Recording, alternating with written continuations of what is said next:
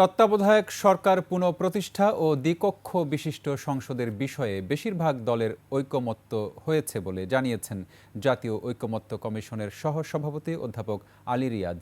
এছাড়া রাজনৈতিক দলগুলোর সঙ্গে দ্বিতীয় পর্বের আলোচনার পর জুলাই মাসের মধ্যে জাতীয় সনদ তৈরি করা সম্ভব হবে, এমনটা মনে করেন আলী রিয়াজ।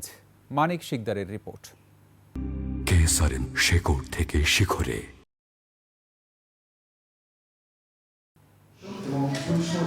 জাতীয় সংসদ ভবনে রাজনৈতিক দলগুলোর সঙ্গে প্রথম পর্যায়ের আলোচনা শেষে সার্বিক কার্যক্রম সম্পর্কে জানাতে জাতীয় ঐকমত্য কমিশনের এই সংবাদ সম্মেলন। নীতিগতভাবে একমত হয়েছে। কমিশনের সহসভাপতি আলী রিয়াজ জানান, দুর্নীতি দমন কমিশন বিচার বিভাগ সংস্কারে প্রায় সব দল একমত, তবে জনপ্রশাসন ও সংবিধান সংস্কারে আরও আলোচনা প্রয়োজন।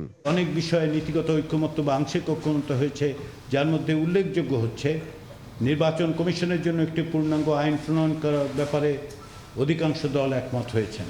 তত্ত্বাবধায়ক সরকার ফেরাতেও দলগুলো নীতিগতভাবে একমত হয়েছেন বলেও জানান তিনি।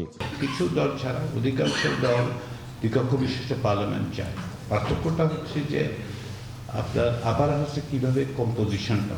তত্ত্বাবধায়ক সরকারের মেয়াদ, জাতীয় সাংবিধানিক কাউন্সিল বা এনসিসি গঠন, একই ব্যক্তি প্রধানমন্ত্রী হিসেবে কতবার নির্বাচিত হতে পারবেন, একজন সংসদ সদস্য কতগুলো পদে থাকতে পারবেন, রাষ্ট্রপতি নির্বাচনের প্রক্রিয়া কী হবে, সংবিধান সংশোধন প্রক্রিয়া কী হবে, এই ধরনের মৌলিক কাঠামোগত গুরুত্বপূর্ণ বিষয়গুলো অমীমাংসিত থেকে গেছে।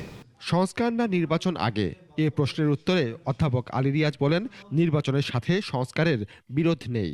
এটা বিরোধটা আসলে এক ধরনের কল্পিত বিরোধ তৈরি করার চেষ্টা করা হচ্ছে। এটার মধ্যে কোনো বিরোধ নেই।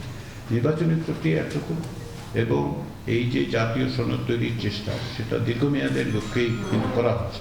আগামী জুনের প্রথম সপ্তাহে দ্বিতীয় পর্যায়ের আলোচনা হবে বলেও জানায় ঐকমত্য কমিশন।